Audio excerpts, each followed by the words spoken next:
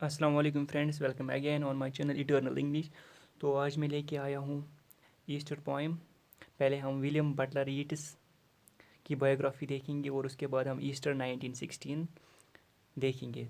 जो William Butler Yeats हैं वो बॉर्न हुए थे 13 जून 1865 आयरलैंड में, और उनकी डेथ हुई थी 28 जन 1939 फ्रांस में। और ये एक इरिश पोइट थे और ये एक इम्पोर्टेंट पोइट है लेट विक्टोरियन पीरियड और अर्ली रोमांटिक पीरियड में।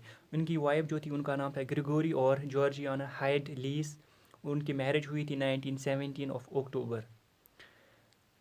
और ये एक बड़े नाम रह चुके हैं 20वीं सेंचुरी लिटरेचर में, और उन्होंने फाउंडेशन भी रखी एबी थिएटर की, जो कि आयरलैंड का नेशनल थिएटर है।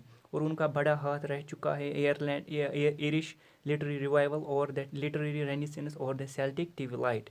और उनके जो कुछ इंपॉर्टेंट वर्क्स है उनमें आता है द सेकंड कमिंग, और उसके बाद आता है इन द वुड्स, और उसके बाद आता है द सेल्टिक डिलाइट और the wind among the reads. और ईस्टर का इंटरेस्ट था इंडियन थियोलॉजी और उपनिषाद्स में। और उनका लव अफेयर था मैड गून के साथ, और लेटर वो एक पोएम भी कंपोज करते हैं मैड गून के नाम से। और Maud Gonne letter Maud Gonne के नाम से जो पोएम थी वो उसका नाम था Maud Gonne to Helen of Troy. Maud Gonne letter marriage करती है एक दूसरे पर्सनल से, उसका नाम था मैकब्राइड। और जो ये पोएम है ये एक हिस्टोरिकल पोएम है जो कि 4 मंथ्स में कंप्लीट की गई बिटवीन मई 1916 और सितंबर 1916। ये एक अनसक्सेसफुल अपराइजिंग के बारे में है, और जो कि पब्लिश हुई थी 1921 माइकल रोबेस्टस एंड द डांसर।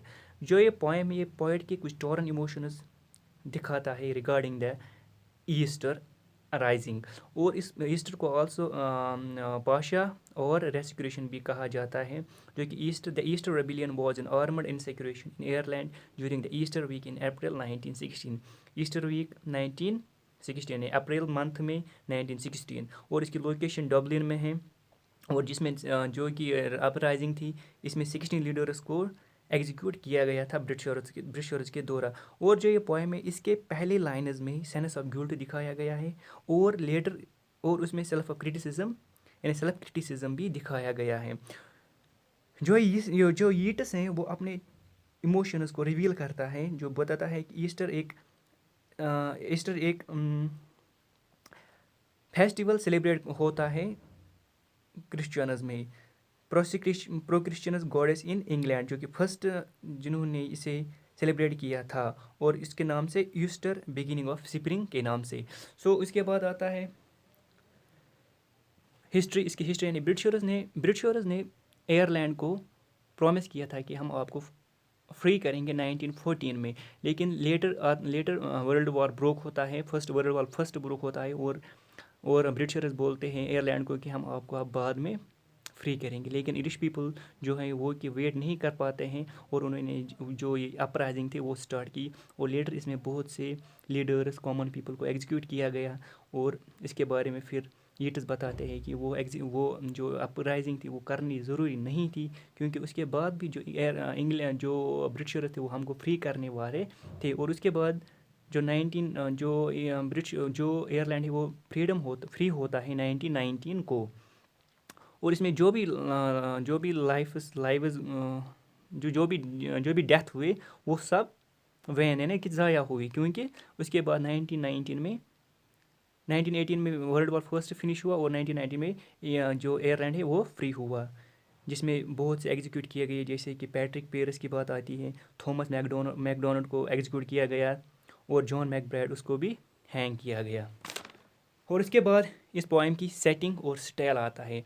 जो ये पोएम है the number of lines reflect the date. इस पोएम में जो लाइन्स हैं वो डेट बताता है, क्योंकि इसमें जो इस पोएम की डेट है वो था 24 अप्रैल 1916। इस पोएम में चार स्टेंजाज हैं। स्टेंजा फर्स्ट को 16 लाइन्स है जो कि ईयर डिस्क्राइब करता है। सही स्टेंजा 2 में 24 लाइन्स है जो कि डेट डिस्क्राइब करता है, और जो 4 हैं वो डिस्क्राइब करता है द मंथ जो कि अप्रैल था। اور ٹوٹل لائنز آتی ہے اس پوئم میں 80 لائنز، اور اس پوئم کی جو رائم سکیم ہے وہ ہے اے بی اے بی. اور جو اس پوئم میں کلر آیا ہے وہ گرین بھی آیا ہے، کیونکہ وہ جو کہ انگلینڈ کا نیشنل کلر مانا جاتا ہے. اور اس میں سینس آف نیشنلٹی اور انڈیپینڈنس بھی دکھایا گیا ہے اس کلر کے دوران. اور اس پوئم میں جو تھیمز آئی ہے وہ آئی ہے سینس لیس وائلنس، نیشنلزم اور اینڈیورنس. اور اس کے بعد یہ تھا کچھ اس کے سیٹنگ اور اسٹائل کے بارے میں. سیٹنگ جو آئی ہے 24 اور 24 اپریل 1916. فرسٹ اسٹینزا میں 16 لائنز ہے جو کہ ایئر کو ڈسکرائب کرتا ہے.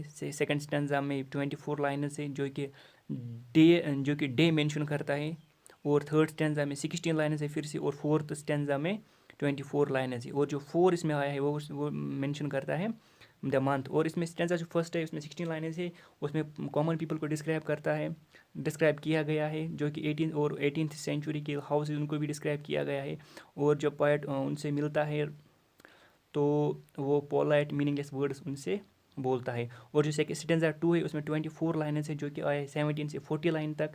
اور اس میں مینشن جو اس میں مینشن کیا گیا ہے فریڈم فائٹرز، جیسے کہ دیٹ ویمن آیا ہے وہ مارکویز کاؤنٹس کانسٹنس، اس کی جو سویٹ وائس تھی لیکن بعد میں اس کی جو وائس تھی وہ شٹل ہوتی ہے. اور دوسرے نمبر پر آتا ہے دس مین جو کہ پیڈرک پیرس اس کو ڈینوٹ کرتا ہے جو ایک سکول چلاتا ہے. اور اس کے بارے میں آیا ہے روڈ ونگڈ ہارس، یعنی کہ روڈ ونگڈ ہارس کا مطلب ہوتا ہے پوائٹ.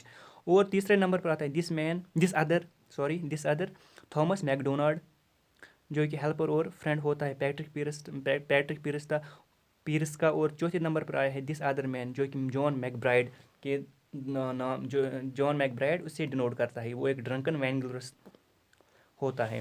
اور جو تھرڈ اسٹینزا اس میں 16 لائنز ہے، اس میں سبجیکٹ میں چینج ہوتا ہے آج سے نیچر تک. اور جو لاسٹ اسٹینزا ہے اس میں کوشچن کیا گیا ہے کہ بس ویٹ کرنا تھا 2 سال پھر فریڈم ہوتی. تھینکس.